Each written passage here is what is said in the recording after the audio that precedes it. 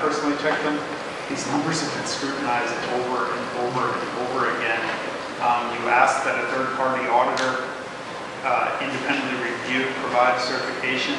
We spent a couple $1,000s making that happen, and provided that to the commission, and they've given you, their account, and we've been given no reason to believe that count is anything other than correct. Well, one other question I got, and I just realized this today also. It was brought to my attention that potentially the guidelines or the boundaries had been changed to eliminate a couple of people or cut some properties off that was originally wanted in the last week or 2 weeks. Or how does that affect this whole roll thing? Or what happened there? So, and if I can give some background on that, because that's not, that obviously was a very late development. At the meeting that you held on the 19th of July, Mr. Charlie Bryant, who's in the room, had come to me and said, I have some problems with this, and explained his position. And Mr. Bryant, if I state your position incorrectly, please go ahead.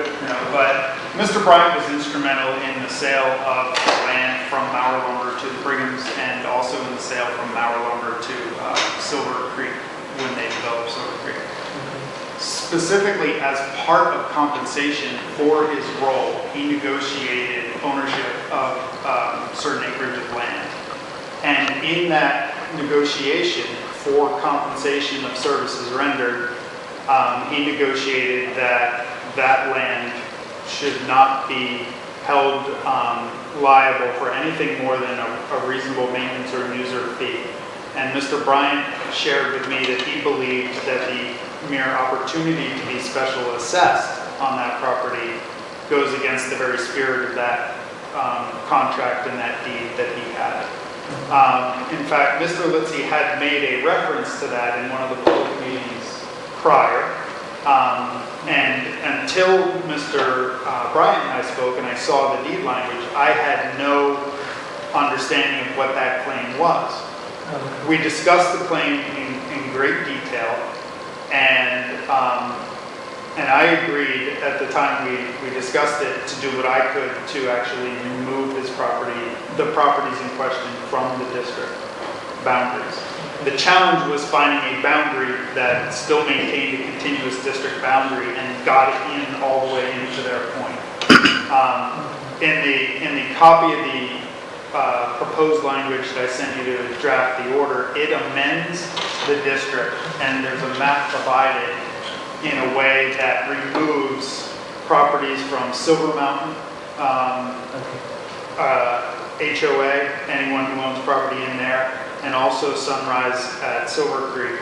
It removes each and every of those properties and a piece of snowshoe, a small piece of snowshoe property, in order to create that boundary that's required.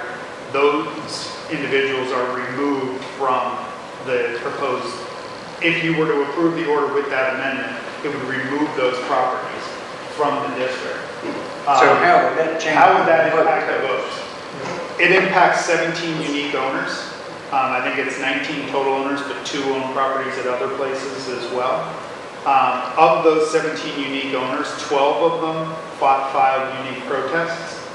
So 1877 minus 17 would give you a new unique owner count of 1860.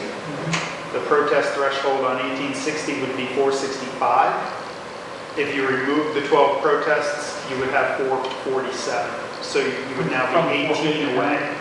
And you would be 18 away from the new threshold.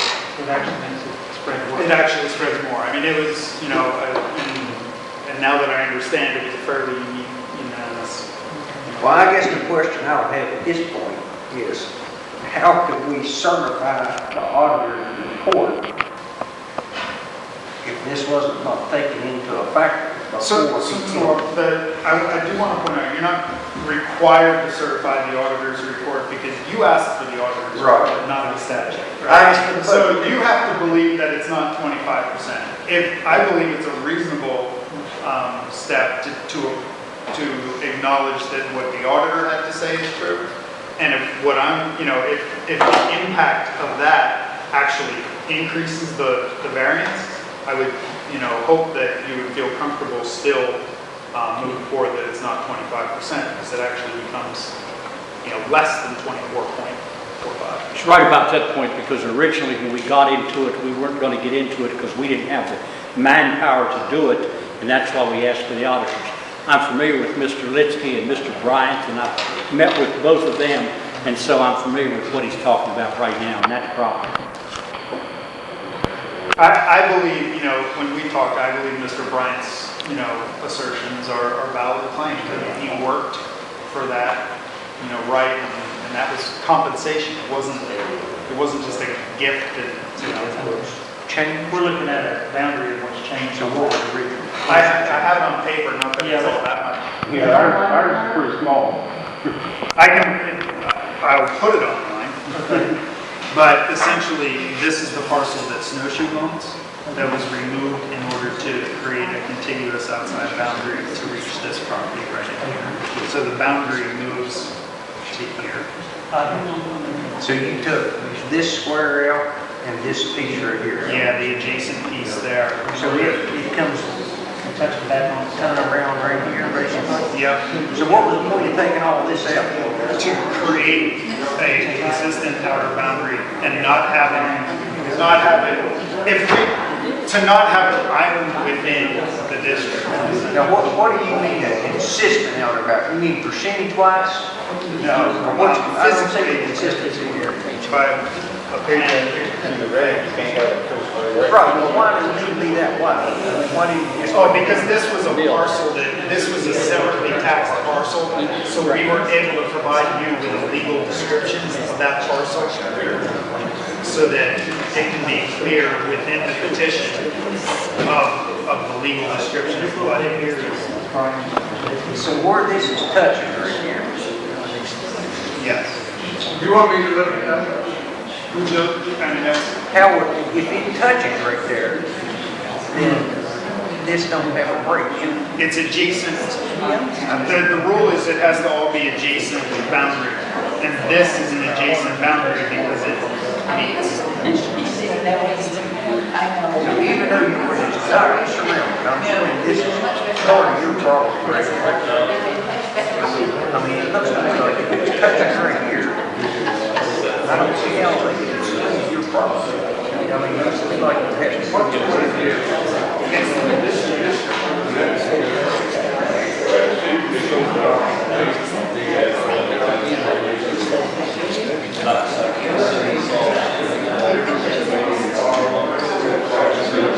If I could ask you to please quiet down while we have discussion here.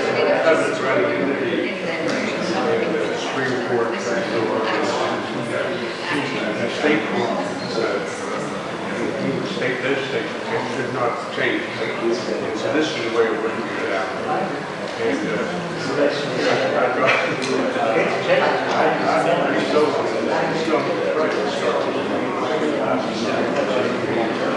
agree. And they said someday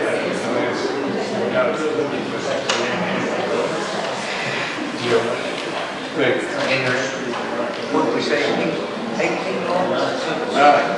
No, there are 27 lots here. There are a total of 37 properties owned by 19 different unique owners. So 2 of those owners have property in other places as well, so they're still on the list. So there's a lot of people there that own more than one lot. I was fine. I shouldn't. I was generous to my friends. Okay. Okay, thank you, Mr. Ryan. I know we need to take some more questions from the audience here too. I guess I'll go ahead and put the tape here over here for a while. Do you think that changing the boundaries would affect the way other people would? Just a minute. I'm going to have to ask everyone to be quiet, please. We got a question from the audience. Mr. Page, you have a question again? Do you think changing the boundaries would have affected the way other people would have voted? Knowing that some people were then excluded?